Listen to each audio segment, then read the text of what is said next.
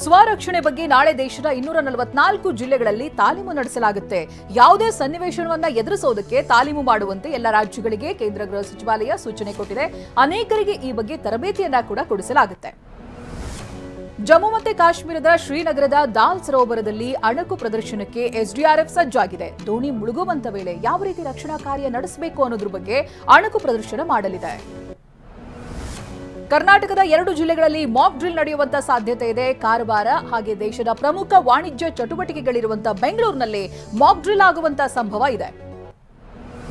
Mach drill ಮಾಡುವ ಬಗ್ಗೆ ಬೆಂಗಳೂರು ನಗರ ಜಿಲ್ಲಾಧಿಕಾರಿಗೆ ಯಾವುದೇ ಸೂಚನೆ ಬಂದಿಲ್ಲ. ಕೇಂದ್ರದಿಂದ ಸದ್ಯ ಯಾವುದೇ ಸೂಚನೆ ಇಲ್ಲ. ಸೂಚನೆ ನೀಡಿದ್ರೆ ನಾವು ತಯಾರಿ ಮಾಡ್ತೀವಿ ಅಂತ ಟಿವಿ9ಗೆ ನಗರ ಡಿಸಿ ಜಗದೀಶ್ ಮಾಹಿತಿಯನ್ನ ಕೊಟ್ಟಿದ್ದಾರೆ.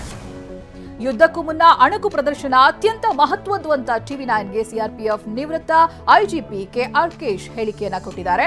ಸಾರ್ವಜನಿಕರು, ವೈದ್ಯರು, ವಿದ್ಯಾರ್ಥಿಗಳು ಸೇರಿದಂತೆ ವಿವಿಧ ಕ್ಷೇತ್ರದವರಿಗೆ ಜವಾಬ್ದಾರಿಯನ್ನು ವಹಿಸಲಾಗುತ್ತೆ. ಅದರ ಅರಿವು ಮೂಡಿಸುವುದೇ ಯುದ್ಧದ ಅಣಕು ಪ್ರದರ್ಶನ ಅಂತ ಹೇಳಿದ್ದಾರೆ.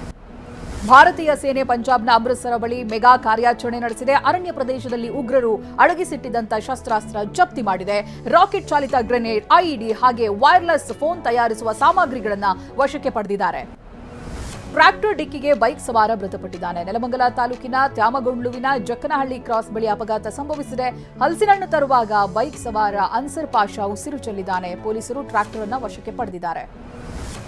ಶಾರ್ಟ್ ಸರ್ಕ್ಯೂಟ್ನಿಂದ ಬ್ಯಾಂಕ್ ಒಂದು ಸುಟ್ಟು ಹೋಗಿದೆ. ಉತ್ತರ ಕನ್ನಡ ಜಿಲ್ಲೆಯ ಕುಮಟಾ ಪಟ್ಟಣದ ಆಕ್ಸಿಸ್ ಬ್ಯಾಂಕ್ನಲ್ಲಿ ಈ ಅಗ್ನಿ ಅವಘಡ ಸಂಭವಿಸಿದೆ. ಬ್ಯಾಂಕ್ನಲ್ಲಿದ್ದಂತಹ 12 ಕಂಪ್ಯೂಟರ್ ಪೀಠೋಪಕರಣ ಬೆಂಕಿಗೆ ಆಹುತಿಯಾಗಿದೆ. ಬೆಂಗಳೂರಿನಲ್ಲಿ ಕೆಎಸ್ ಮುಖ್ಯ ಪರೀಕ್ಷೆಯ ಪ್ರಶ್ನೆ ಪತ್ರಿಕೆ ಸೋರಿಕೆಯಾಗಿರುವಂತಹ ಆರೋಪ ಕೇಳಿಬರ್ತಾ ಇದೆ.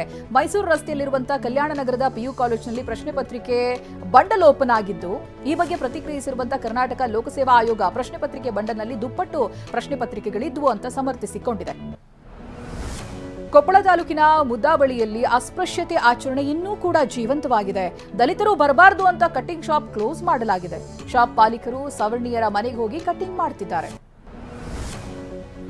ಮಂಗಳೂರಿನ ರೌಡಿ ಶೀಟರ್ ಕೋಡಿಕೆರೆ ಲೋಕೇಶ್ ಬಂಧನವಾಗಿದೆ. ರೌಡಿ ಶೀಟರ್ ಸುಹಾಸ್ ಶೆಟ್ಟಿ ಹತ್ಯೆಗೆ ಪ್ರತೀಕಾರವಾಗಿ ಮೀನು ವ್ಯಾಪಾರಿ ಲುಕ್ಮಾನ್ ಕೊಲೆಗೆ ಯತ್ನಿಸಿದ್ದ ಪ್ರಕರಣದಲ್ಲಿ ಲೋಕೇಶ್ನನ್ನ ದಸ್ತಗಿರಿ ಮಾಡಲಾಗಿದೆ.